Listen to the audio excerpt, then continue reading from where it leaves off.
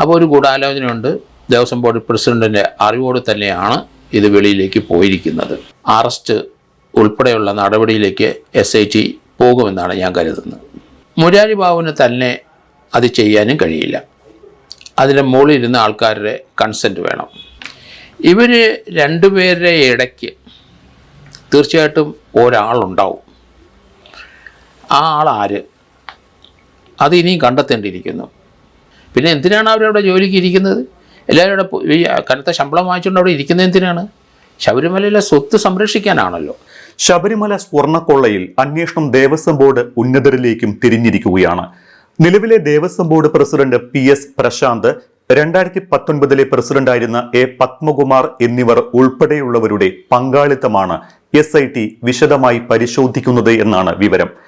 2 Devaswom board പ്രസിഡന്റുമാർക്കും സംഭവത്തിൽ പങ്കുണ്ട് എന്ന് വ്യക്തമായാൽ അറസ്റ്റ് ഉൾപ്പെടെയുള്ള നടപടികളുമായി മുന്നോട്ടു പോകാൻ ഹൈക്കോടതി SITക്ക് നിർദ്ദേശം നൽകിയിട്ടുണ്ട്. 2019 സ്വർണ്ണക്കൊള്ള നടന്നുവെന്നും 2025 ഈ കൊള്ള മറയ്ക്കാനുള്ള ശ്രമങ്ങൾ നടന്നു എന്നുമാണ് കോടതി നിരീക്ഷിച്ചിരിക്കുന്നത്. ദേവസ്വം ബോർഡ് ഉന്നതർക്ക് സ്വർണ്ണക്കൊള്ളയിൽ പങ്കുണ്ടോ എന്ന് കണ്ടെത്താൻ ശക്തമായ തെളിവുകൾ ആവശ്യമാണ്. ഇതിനായി SIT ദേവസ്വം ബോർഡിലെ മിനിറ്റ്സുകൾ ഉൾപ്പെടെയുള്ള രേഖകൾ അന്വേഷണ സംഘം പരിശോധിക്കുന്നുണ്ട്. 1999 വിജയ് മല്യ സ്വർണം പൊതിഞ്ഞതുമായി ബന്ധപ്പെട്ട കൂടുതൽ രേഖകൾ ഉടൻ ലഭ്യമാക്കണമെന്ന് SIT ആവശ്യപ്പെട്ടിരിക്കുകയാണ്. ശബരിമലയിലെ മരാമത്ത് രേഖകൾ ഉൾപ്പെടെ അന്വേഷണത്തിന് അനിവാര്യമാണ് എന്നും രേഖകൾ കണ്ടെത്താൻ ഉദ്യോഗസ്ഥർക്ക് ഇനി സാവകാശം നൽകാൻ ആകില്ല എന്നും SIT മുന്നറിയിപ്പ് നൽകിയിട്ടുണ്ട്. അതേസമയം സ്വർണ്ണക്കൊള്ളയുടെ പ്രധാന സൂത്രധാരൻ ഉണ്ണികൃഷ്ണൻ പോറ്റിയാണ് എന്ന നിഗമനത്തിൽ തന്നെയാണ് നിലവിൽ അന്വേഷണ സംഘം എത്തി നിൽക്കുന്നത്. സ്വർണ്ണക്കൊള്ള ലക്ഷ്യമിട്ട് ഉണ്ണികൃഷ്ണൻ പോറ്റി മുൻപേ തന്നെ ആസൂത്രണങ്ങൾ നടത്തിയിരുന്നുവെന്നും തന്ത്രി കുടുംബവുമായുള്ള ബന്ധമാണ് ഇതിനെല്ലാം ഇയാൾ മറയാക്കിയത് എന്നും SITക്ക് വിവരങ്ങൾ ലഭിച്ചിട്ടുണ്ട്. ഉണ്ണികൃഷ്ണൻ പോറ്റിയെ തെളിവെടുപ്പിന് കൊണ്ടുപോയപ്പോൾ പിടിച്ചെടുത്ത സ്വർണം കോടതിയിൽ സമർപ്പിച്ചിട്ടുണ്ട്. SIT വമ്പന്മാർക്കെതിരെ കുരുക്കുമുറുക്കിയോ? ഇതാണ് ഇന്ന് ചർച്ച ചെയ്യുന്നത്. എന്നോടൊപ്പം റിട്ടയർഡ് SP ജോർജ് ജോസഫ് സാറാണ് ഉള്ളത്. ജോർജ് ജോസഫ് സാർ, ശബരിമല സ്വർണ്ണക്കൊള്ളയിൽ തിരുവിതാംകൂർ ദേവസ്വം ബോർഡ് ഭാരവാഹികളെ കേന്ദ്രീകരിച്ച് പ്രത്യേക അന്വേഷണ സംഘം അന്വേഷണം നടത്തുമെന്ന വാർത്തകൾ പുറത്തു വരുന്നുണ്ട്. 2019 മുതൽ 2025 വരെയുള്ള കാലയളവിലെ ബോർഡ് അംഗങ്ങളെയായിരിക്കും ചോദ്യം ചെയ്യുക എന്നാണ് വാർത്തകൾ. ഇക്കാലത്തെ മിനിറ്റ്സ് രേഖകൾ SIT സംഘം ശേഖരിച്ചിട്ടുണ്ട്. തെളിവ് ശക്തമായാൽ ചോദ്യം ചെയ്യലിലേക്ക് കടക്കാനും സംഘം തീരുമാനിച്ചിട്ടുണ്ട് എന്നാണ് വിവരം. നിലവിലെ Devaswom board president PS Prashanth, 2019 പ്രസിഡന്റായിരുന്ന A പത്മകുമാർ എന്നിവരുൾപ്പെടെ നിലവിൽ കുരുക്കിലാകുമോ? ഇവരുടെയൊക്കെ അറസ്റ്റുകൾ ഉണ്ടാകാനുള്ള സാധ്യതയുണ്ടോ? എന്തായാലും ഇപ്പോൾ 2 അറസ്റ്റ് നമ്മൾ കണ്ടു. ഉണ്ണികൃഷ്ണൻ പോറ്റി, മുരാരി ബാബു. അപ്പം മുരാരി ബാബുവിൻ്റെ റോള് കുറച്ച് വലുതാണ്. ഉണ്ണികൃഷ്ണൻ പോറ്റി അനുവാദം കൊടുത്തെങ്കിൽ മാത്രമേ ശബരിമലയിലെ ആ ദാരുശില്പത്തിൽ നിന്നും വാതിലിൽ നിന്നൊക്കെ സ്വർണം എടുത്തുകൊണ്ട് പോകാനായിട്ട് കഴിയുള്ളൂ. അത് ഊറ്റിയെടുക്കാനായിട്ട് അനുവാദം കിട്ടണം. അത് മുരാരി ബാബു കൂടെയാണ്. മുരാരി ബാബു മാത്രം വിചാരിച്ചാൽ ഇത് നടക്കില്ല. കാരണം പ്രസിഡൻ്റുണ്ട്, ദേവസ്വം ബോർഡ് മെമ്പേഴ്സുണ്ട്. അവരുടെ അനുമതി ഇല്ലാതെ ഈ ദാരുശില്പങ്ങളോ അതിൻ്റെ കട്ടളപ്പടിയോ വാതിലൊന്നും വെളിയിൽ കൊണ്ടുപോകാൻ പറ്റില്ല. അപ്പോൾ ഒരു ഗൂഢാലോചനയുണ്ട്. ദേവസ്വം ബോർഡ് പ്രസിഡന്റിൻ്റെ അറിവോട് തന്നെയാണ് ഇത് വെളിയിലേക്ക് പോയിരിക്കുന്നത്. അതിന് യാതൊരു സംശയമില്ല. അത് സാധൂകരിക്കുന്നതിന് 2019 ഇതുപോലെ കടത്തിക്കൊണ്ടുപോയി സ്വർണം മോഷ്ടിച്ചത് സാധൂകരിക്കുന്നതിനുള്ളൊരു നടപടിയിലേക്ക് ഇപ്പോഴത്തെ പ്രസിഡന്റും നീങ്ങിയതായിട്ടാണ് മനസ്സിലാകുന്നത്. ഇത് ഹൈക്കോടതിയുടെ ശ്രദ്ധയിൽ വന്നിട്ടുണ്ട്. അതുകൊണ്ട് 2 പേരെയും ചോദ്യം ചെയ്യേണ്ടി വരും. 2 പേരെയും ചോദ്യം ചെയ്ത ശേഷം തീർച്ചയായിട്ടും 120B അവർ ഉണ്ട് എന്നാണ് ഞാൻ കരുതുന്നത്. അതുകൊണ്ട് അറസ്റ്റ് ഉൾപ്പെടെയുള്ള നടപടിയിലേക്ക് SIT പോകുമെന്നാണ് ഞാൻ കരുതുന്നത്. സർ, കഴിഞ്ഞ ദിവസം ശബരിമലയിലെ സ്വർണ്ണക്കൊള്ള കേസിലെ പ്രതികളായ ഉണ്ണികൃഷ്ണൻ പോറ്റിയെയും മുരാരി ബാബുവിനെയും പ്രത്യേക അന്വേഷണ സംഘം ഒരുമിച്ചിരുത്തി ചോദ്യം ചെയ്തിട്ടുണ്ട്. ഇവരിൽ നിന്ന് നിർണായക വിവരങ്ങൾ ലഭിച്ചിട്ടുണ്ടാകുമോ? ഇതിന്റെ അടിസ്ഥാനത്തിലായിരിക്കുമോ ഇപ്പോൾ ശബരിമല സ്വർണ്ണക്കൊള്ളയിൽ അന്വേഷണം ദേവസ്വം ബോർഡ് ഉന്നതരിലേക്ക് തിരിഞ്ഞത്?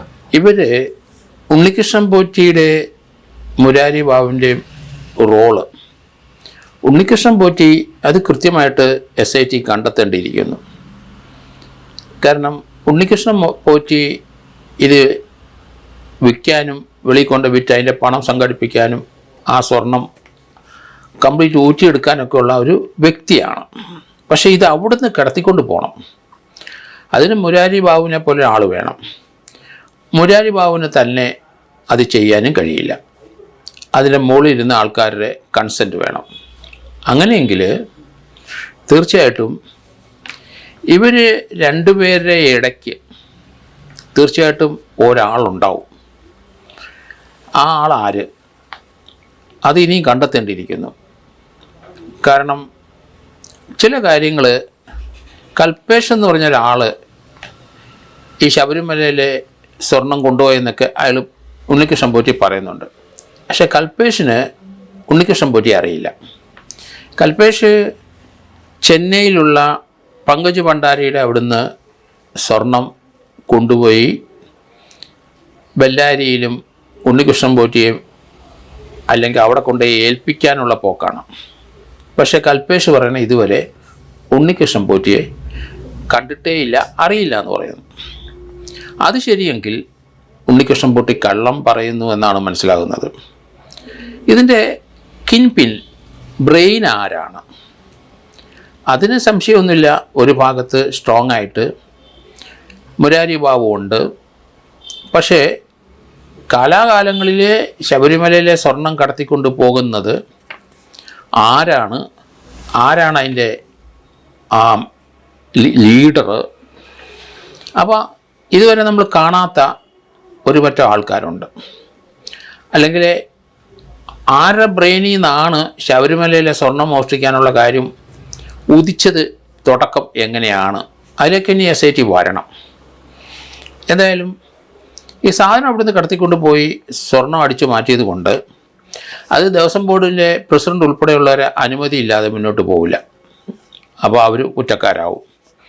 അവരെ ചോദ്യം ചെയ്ത് കഴിഞ്ഞാൽ അതിനകത്ത് പത്മകുമാറിനെ അറസ്റ്റ് ചെയ്തേ പറ്റുള്ളൂ. പത്മകുമാറിനെ പോലെ തന്നെ 2019 റോളുള്ള ആൾ വാസുണ്ട് അവിടെ. അതുപോലെ 2025 ശബരിമലയിലെ പ്രസിഡൻ്റായിരുന്ന വ്യക്തിയും ആൻസർ പറയേണ്ടി വരും. അദ്ദേഹത്തിൻ്റെ പീരീഡിലും ചില സാധനങ്ങൾ വെളിയിലോട്ട് പോയിട്ടുണ്ട്. അപ്പോൾ കാലാകാലങ്ങളിൽ പ്രസിഡന്റുമാർ ഈ സ്വർണ്ണക്കടത്തിനും അവിടുത്തെ തട്ടിപ്പിനും കൂടെ നിൽക്കുന്നു എന്നാണ് ഇതിൽ നിന്ന് മനസ്സിലാകുന്നത്. അത് ആര് വന്നാലും ശരി, എവിടുന്ന് ചാടി വന്നാലും ശരി, ശബരിമലയിലെ സ്വത്തുക്കൾ അടിച്ചു മാറ്റാനൊരു ഗൂഢാലോചന അവിടെ പ്രവർത്തിക്കും. അത് അടിച്ചു മാറ്റുകയും ചെയ്യും. അതിൻ്റെ വീതം ലഭിക്കുകയും ചെയ്യുന്നതാണ് നമ്മൾ കാണുന്നത്. സർ, കേസിൽ ദേവസ്വം ഉദ്യോഗസ്ഥരോട് നിലപാട് കടുപ്പിച്ചിരിക്കുകയാണ് SIT. 1999 വിജയ് മല്യ സ്വർണം പൊതിഞ്ഞതുമായി ബന്ധപ്പെട്ട കൂടുതൽ രേഖകൾ ഉടൻ ലഭ്യമാക്കണമെന്നാണ് SIT ആവശ്യപ്പെട്ടിരിക്കുന്നത്. ഈ രേഖകൾ നൽകാതെ പിടിച്ചുവെച്ചാൽ അല്ലെങ്കിൽ മറച്ചുവെച്ചാൽ ഉദ്യോഗസ്ഥർക്കെതിരെ നിയമ നടപടി സ്വീകരിക്കുമെന്നും മുന്നറിയിപ്പ് നൽകിയിട്ടുണ്ട്. ഈ രേഖകൾ കൈമാറാത്തതിന് പിന്നിൽ എന്തായിരിക്കും? ദേവസ്വം ബോർഡ് മറ്റെന്തൊക്കെയോ ഒളിക്കുന്നുണ്ടോ? തീർച്ചയായിട്ടും ബോർഡ് ഒളിക്കുന്നുണ്ട്. എന്തുകൊണ്ടാണ്? അവർ നിരപരാധിയാണെങ്കിൽ അവിടുത്തെ മിനിറ്റ്സ് ബുക്കും അതിൻ്റെ റെക്കോർഡുകളും അതുമായിട്ട് ബന്ധപ്പെട്ട കറസ്പോണ്ടൻസൊക്കെ കൊടുക്കാത്തത്. കൊടുത്തില്ലെങ്കിൽ അവർ പ്രതിയാവും.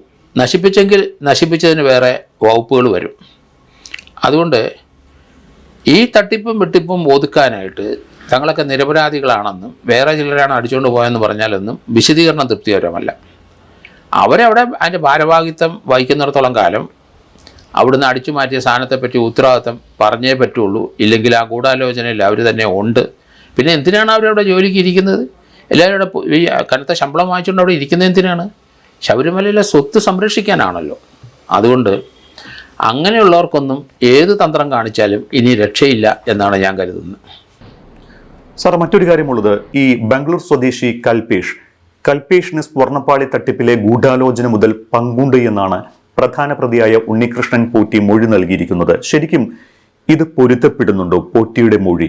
കാരണം പ്രതിയായ മുരാരി ബാബു നേരത്തെ ജോലി ചെയ്തിരുന്ന ക്ഷേത്രങ്ങളിൽ ഉൾപ്പെടെ ആനകളെ പോലും വെച്ച് കാശുണ്ടാക്കിയ ആളാണ്. അപ്പോൾ മുരാരി ബാബു ഇതിലൊരു മാസ്റ്റർ ബ്രെയിനാകാനുള്ള സാധ്യതയില്ലേ? തീർച്ചയായിട്ടും അത് തന്നെയാണ് ഞാനും കരുതുന്നത്. കാരണം ഇതിൻ്റെ ഒരു മാസ്റ്റർ ബ്രെയിൻ മുരാരി ബാബു തന്നെയാണ്. ഉണ്ണികൃഷ്ണൻ പോറ്റിയൊക്കെ പിന്നീട് സ്വർണം വിൽക്കാനൊക്കെ വന്നവരാണ്. പക്ഷേ 1999 മുതൽ വിജയമല്യ അന്ന് 30 കിലോ സ്വർണമേ അടിച്ചിട്ടുള്ളൂ എന്നൊക്കെ പറയുന്നുണ്ട്. ഏതായാലും 44 കിലോയുടെ കണക്ക് അവിടെ കിടപ്പുണ്ട്. അതിനൊരു വ്യക്തത വരണം. അതുകൊണ്ട് ഇതിൻ്റെ ബ്രെയിന് മുരാരി ബാബു തന്നെ ആയിരിക്കണം. കാരണം അങ്ങേര് 1997 ഇവിടെ വന്ന് ജോയിൻ ചെയ്തിട്ടുണ്ട്. അത് തന്നെ പുള്ളിയുടെ പ്രീവിയസ് ഹിസ്റ്ററി വളരെ മോശമാണ്. കാരണം ഏറ്റുമാനൂർ അമ്പലത്തിൽ ഇയാൾ അവിടുത്തെ ക്ലാർക്കായിട്ടിരിക്കുമ്പോൾ വളരെ വർഷക്കാലം ഏറ്റുമാനൂർ അമ്പലത്തിൽ ക്ലാർക്കായിരുന്നു. അതുപോലെ വൈക്കം ക്ഷേത്രത്തിലും പ്രധാനപ്പെട്ട ക്ഷേത്രങ്ങളൊക്കെ ഇയാൾ ആ കാലഘട്ടത്തിൽ മാറിയിരുന്നു. വൈക്കം ക്ഷേത്രത്തിൽ, തിരുനക്കര ക്ഷേത്രത്തിൽ, ഏറ്റുമാനൂർ ക്ഷേത്രത്തിലാണ് ഏറ്റവും കൂടുതൽ സമയം ഇയാൾ അവിടുത്തെ അസിസ്റ്റൻ്റായിട്ട് അല്ലെങ്കിൽ ക്ലാർക്കായിട്ടൊക്കെ അവിടെ ഇരുന്നത്. ആ കാലഘട്ടത്തിലാണ് ഏറ്റുമാനൂർ അമ്പലത്തിൽ ഒരു തീപിടുത്തം ഉണ്ടായി. ആ തീപിടുത്തത്തിന് തൊട്ട് മുമ്പ് അവിടുത്തെ സ്വർണ്ണ രുദ്രാക്ഷ മാല കാണാതെ പോയ ഒരു കേസുണ്ട്. ഏറ്റുമാനൂർ പോലീസ് സ്റ്റേഷനിൽ കേസെടുത്തിട്ടുണ്ട്. ആരാണ് അടിച്ചു മാറ്റിയത് എന്നൊരു വിവരമില്ല. പക്ഷേ ഇപ്പോഴും അതങ്ങനെ കിടക്കുകയാണെന്ന് തോന്നുന്നു. അതിനുശേഷം അവിടുത്തെ പൂജാ സ്ഥലത്ത് ഒരു തീപിടുത്തം ഉണ്ടായി. അങ്ങനെ ഒരു തീപിടുത്തമൊന്നും ഉണ്ടാകത്തില്ല, അത് മനഃപൂർവ്വം ഉണ്ടാക്കുന്നത് തന്നെ. അതിനുശേഷം ആ തീ പിടിച്ച സ്ഥലത്ത് സ്വർണം പൂശി. ആ സമയത്ത് അതിൻ്റെ അഡ്വൈസും അതിൻ്റെ കൂടെ നിന്നത് മുരാരി ബാബുവാണ്. അപ്പോൾ അവിടെ മുതൽ തുടങ്ങി. അതിനുശേഷമാണ് ശബരിമലയിലോട്ട് പതുക്കെ വരുന്നത്. ഏറ്റുമാനൂർ അമ്പലത്തിൽ നിന്ന് സ്വർണം അടിച്ച് നേരത്തെ മാറ്റിയത് ആരാന്ന് ഇത് തെളിഞ്ഞില്ലെങ്കിലും ഇപ്പോൾ ആ കള്ളൻ ഇയാൾ തന്നെയാണെന്ന് എനിക്ക് തോന്നുന്നത്. കാരണം ശബരിമല അതേ രീതിയിലുള്ള സ്വർണം പൂശലും അവിടുന്ന് സ്വർണം തട്ടിക്കലും ഒക്കെ നടന്നിരിക്കുന്നു. അപ്പോൾ ഇതിൻ്റെ ഒരു മാസ്റ്റർ ബ്രെയിന് മുരാരി ബാബു തന്നെ. പക്ഷേ ഈ സ്വർണം അവിടുന്ന് അടിച്ചു മാറ്റുന്നത് കൊണ്ടുപോകാനും അത് നേരത്തെ മുതൽ 97 മുതൽ ആ ഒരു ആൾക്കാരിലേക്ക് ഇനി എത്തണം SIT. അതിപ്പോൾ എത്തില്ല, കുറച്ച് സമയം എടുക്കും. കാരണം ഈ മുരാരി ബാബുവിനെ വീണ്ടും ചോദ്യം ചെയ്യണം, ഉണ്ണികൃഷ്ണൻ പോറ്റിയെ ചോദ്യം ചെയ്യണം. അതുപോലെ ഭണ്ഡാരി അത് ആരുടെ കോണ്ടാക്റ്റ് എന്നാണ് പോലീസ് അറിയുക. SIT അറിയേണ്ട ഒരു ആവശ്യം, അടിയന്തര ആവശ്യം, ഈ ചെന്നൈയിലുള്ള ആ സ്മാർട്ട് ക്രിയേഷൻസ് അത് ആരുടെ കോണ്ടാക്റ്റാണ്? അത് മുരാരി ബാബുവിൻ്റെ ആണോ അതോ ഉണ്ണികൃഷ്ണൻ പോറ്റിയുടെ? മുരാരി ബാബുവിൻ്റെ ആകാനാണ് സാധ്യത. അങ്ങനൊരു ബന്ധം വരാൻ ആര് മുഖേന ആ ബന്ധം വന്നു? അന്നിരുന്ന പ്രസിഡൻ്റ് ആര്? കാരണം എങ്ങനെ പോയാലും ശരി ഇവിടെ 44 കിലോ സ്വർണം അവിടെ പൂശിയും പാളി വെച്ചും ഒക്കെ കിടക്കുകയാണ്. അപ്പോൾ അത് അടിച്ചെടുക്കാനുള്ള തന്ത്രം, കുബുദ്ധി, അതാണ് ഇത്രയും വർഷമായിട്ട് നടന്നത്. ധാരാളം പണം ഉണ്ടാക്കിയിട്ടുണ്ട്, അതിന് യാതൊരു സംശയമില്ല. അത് ഷെയർ ചെയ്ത് ആർക്കൊക്കെ പോയെന്ന് മാത്രമാണ് SIT കണ്ടെത്തേണ്ടത്. അതുകൊണ്ട് അതിലേക്ക് അന്വേഷണം വരാനായിട്ട് ധാരാളം തടസ്സങ്ങളൊക്കെ ഉണ്ട്. അത് SIT പരിഹരിക്കണം. ഈ ആദ്യത്തെ ഹൈക്കോടതി നിർദ്ദേശം അനുസരിച്ചുള്ള ഭാഗം കഴിഞ്ഞ് അതിൻ്റെ കുറ്റച്ചാർജ് കൊടുക്കാൻ പറ്റുന്നെങ്കിൽ 90 ദിവസത്തിനകം കുറ്റച്ചാർജ് കൊടുത്ത് അതിൻ്റെ ട്രയൽ നടക്കുന്നതോടൊപ്പം തന്നെ SIT കൃത്യമായി 1999, 98, 99 കാലത്ത് വിജയമല്യ കൊടുത്ത സ്വർണത്തിൻ്റെ കണക്കെടുക്കണം. എത്ര കിട്ടി, എത്ര അവിടെ തേച്ചു, ബാക്കി മിച്ചം എത്ര, അത് ആരുടെ കയ്യിൽ വന്നു, അത് എങ്ങനെ ചിലവായി, ആരടിച്ചുകൊണ്ട് പോയി, ഇങ്ങനെയുള്ള ധാരാളം സംഭവങ്ങൾ ഇനി ഒന്നിന് പുറകെ വന്നേ വെക്കുള്ളൂ. അതിനകത്ത് വൻ മരങ്ങൾ വീഴും, അത് നമ്മൾ നോക്കേണ്ട ആവശ്യമില്ല. വീഴട്ടെ, അത് അവർ അടിച്ചെടുത്ത് ചുമ്മാതല്ലല്ലോ. അപ്പോൾ അത് രീതിയിലുള്ള ഒരു അന്വേഷണമാണ് ഇനി SITയുടെ ഭാഗത്തുനിന്ന് ഉണ്ടാകേണ്ടത്.